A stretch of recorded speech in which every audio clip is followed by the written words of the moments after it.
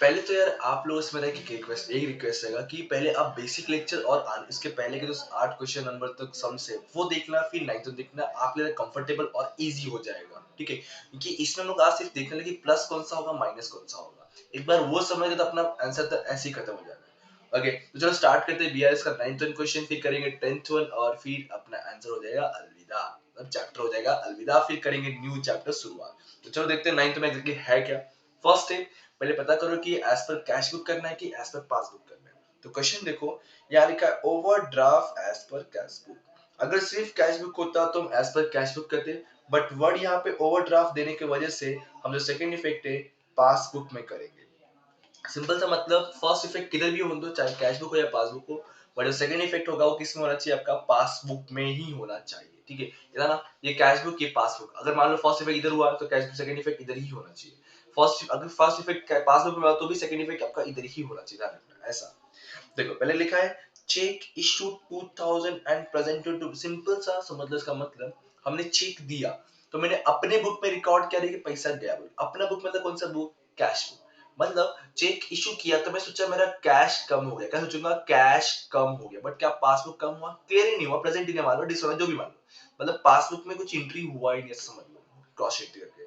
तो जब कैश कम हो गया बट पासबुक जैसे का वैसा है, सेकंड इफेक्ट पासबुक में ही देना है, तो बताओ इक्वल करने के लिए क्या करो, इसको प्लस कर दो या इसको माइनस कर दो। सो इसको इक्वल करने के लिए नीचे करना पड़ेगा, मतलब माइनस करना पड़ेगा, यस सर नो। सो ये क्या हो जाएगा आपका, माइनस हो जाएगा first effect. Second one, bank debited balance. Debit का मतलब होता है बैंक, डेबिट का मतलब होता है बैंक से पैसा कटना, बैंक क्रेडिट का मतलब होता है बैंक में पैसा आना। अभी बोल रहा है बैंक ने बैंक चार्जेस कट कर दिया, बैंक ने बैंक चार्जेस कट कर दिया, मतलब बैंक से पैसा हो गया कम, अब हो गया अनइक्वल। अब ये एज पर पासबुक करना है तो कैश बुक को इफेक्ट नहीं पड़ेगा, सेकंड इफेक्ट पासबुक में ही करना पड़ेगा, तो इक्वल के लिए पासबुक को ही बढ़ाना पड़ेगा। तो क्या करना पड़ रहा है, बढ़ाना मतलब प्लस करना पड़ रहा है, इंक्रीज करना पड़ रहा है। फिर क्या, bank transfer 2500 to saving account, मतलब बिजनेसमैन ओनर अपने अकाउंट मतलब बिजनेस अकाउंट से पर्सनल अकाउंट में ट्रांसफर कर रहा है, मतलब एक तरह का बैंक अकाउंट का पैसा कम हो रहा है। यस सर, बैंक अकाउंट से पैसा जा रहा है, मतलब बैंक अकाउंट का पैसा कम हो रहा है, मतलब पासबुक का पैसा कम हो रहा है, बट ये कैश बुक में रिकॉर्ड ही नहीं हुआ। पासबुक का पैसा कम हो गया बट कैश बुक रिकॉर्ड ही नहीं हुआ, जैसे का वैसा है, अनबैलेंस हो गया। या तो कैश को नीचे करो या तो पासबुक को करो, क्या करूं सर, कैश को नीचे नहीं कर सकते क्योंकि सेकंड इफेक्ट पासबुक में करना है, इसलिए हम इसी को सर बढ़ाएंगे, मतलब प्लस करना पड़ रहा है, तो ये क्या हो गया, अगेन आपका प्लस हो गया। फिर बोला है cheque issue to supplier but not presented bank before 21st, मतलब जिस दिन हमने ये करवा रहे रिकंस्ट्रक्ट करा रहे उस तक तब तक वो चेक इशू वाला क्लियर नहीं हुआ है। मतलब चेक इशू का मतलब क्या होता है, हमने किसी को पेमेंट किया, हमने पेमेंट किया मतलब मैं अपने बुक में लिखा रहूंगा कि मेरा पास से ये पैसा जाएगा, तो मैं अपना बुक मतलब कौन सा, कैश बुक। तो हमने कैश बुक को कम कर दिया, प्रेजेंटेड दिखा दिया, चेक इशू दिखा दिया, कैश बुक कम हो चुका लेकिन पासबुक जैसे का वैसे ही क्लियर ही नहीं हुआ। तो इक्वल करने के लिए या तो कैश को प्लस या तो पास को नीचे। सर कैश को प्लस नहीं कर सकते क्योंकि एज पर पासबुक के तो पासबुक का ही नीचे करना पड़ेगा for the equal purpose. Passbook को नीचे कर रहा मतलब प्लस कर रहा कि माइनस कर रहा, सर डेफिनेटली क्या कर रहे हैं, माइनस कर रहे हैं। ओके, फिर बोला है चेक 3000 एंड 2000, अच्छा दो चेक हमने डिपॉजिट किया, सुनो ध्यान से क्या बोल रहा हूँ मैं। एक 3000 का कंफ्यूज कर सकता है, एक 3000 का एक 2000 का, ऐसा दो चेक हमने डिपॉजिट किया जिसमें से but bank cheque 3000 only credited. इसका सिंपल सा मतलब बनता है दो चेक में से ये एक चेक है 3000 का, इसका एंट्री हो गया, इसका ये दोनों जगह पे एंट्री हो गया, तो इसका कोई फर्क नहीं पड़ रहा है। लेकिन 2000 है आपने डिपॉजिट किया, वो क्रेडिटेड हुआ बोले कहीं लिखा नहीं, इसका ये मतलब बनता है कि 3000 का चेक आपका कैश भी बढ़ गया, पास भी बढ़ गया, लेकिन लेकिन जो 2000 का चेक हमने डिपॉजिट किया था, मतलब कैश का बढ़ गया था, हमने दिखा देते बढ़ गया बोल के, कैश का मालूम है कैश बढ़ गया, लेकिन पास में क्लियर हुआ ही नहीं। अब इक्वल करने के लिए एक ही रास्ता है यार, क्योंकि कैश को नीचे कर नहीं सकता, क्यों, क्योंकि सेकंड इफेक्ट तो पास होना चाहिए, तो इक्वल करने के लिए पासबुक को ऊपर कर देंगे। लेकिन ऊपर कितने से होगा, ध्यान रखना, सिर्फ आपका 2000 से, क्यों, क्योंकि 3 का तो ऑलरेडी इफेक्ट हो चुका है, वो 2000 बढ़ चुका है, क्लियर हो चुका है कि पास, लेकिन ये जो अपना ये था वो नहीं हुआ है। आगे बढ़ते हैं, हमारा कस्टमर इतने महान लोग कोई होता है जो डायरेक्टली बैंक में डिपॉजिट किया बट हमको पता ही नहीं है, हमको नहीं पता है, मतलब कैश बुक को नहीं पता है। अब यहाँ पे पता तो है, हमने रिकॉर्ड भी किया बट गलती से कौन से कॉलम में रिकॉर्ड कर दिया है, कैश कॉलम है। याद आ रहा है वो कैश बुक में बताया था स्टार्टिंग में कि कैश बुक 3-4 टाइप के होते हैं, cash column, bank column, cash book column, double column cash book, पेटी कैश बुक। तो इसमें इन्होंने क्या बोला है, अपने जो अभी हम लोग जो मैं कैश बुक की बात करता हूँ, वो कौन से कैश बुक की बात कर रहा हूँ मैं, कैश बुक बैंक कॉलम की बात कर रहा हूँ। जो मेरा फॉर्मेट होता है, एक कैश कॉलम एक बैंक कॉलम, तो मैं बैंक कॉलम की बात कर रहा हूँ। तो इन लोगों ने गलती से क्या किया है, ये जो बैंक कॉलम और कैश कॉलम होता है, मैं लिखना यहाँ होता है, यहाँ लिख दिया। इन शॉर्ट कैश बुक पे रिकॉर्डिंग नहीं हुआ है।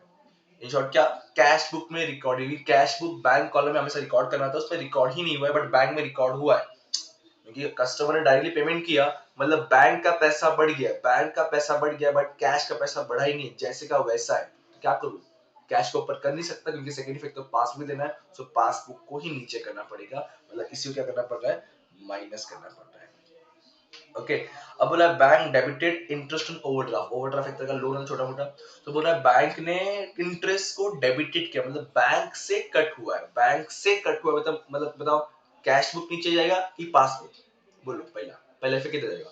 सर बैंक ने डेबिटेड किया मतलब पासबुक कम हो गया, लेकिन कैश बुक सब जैसे का वैसा है, सो इक्वल करेगा एक ही तरीका सर, हम पासबुक को ऊपर कर देंगे क्योंकि सेकंड इफेक्ट तो पासबुक में ही होना चाहिए इस क्वेश्चन के हिसाब से, तो उसको इक्वल करने के लिए क्या करूंगा, ऊपर कर रहा हूं मतलब प्लस करूंगा। ठीक है, चलो अब इसको लिखने का तरीका समझ ले। सबसे पहले तो overdraft as per cash book आएगा, जो अमाउंट आएगा 28,000। फिर उसके बाद आपको दिख रहा है तो एक दो, दो माइनस में दिख रहा है अपने, अच्छा तीन माइनस में है, बाकी एक दो तीन चार प्लस में है।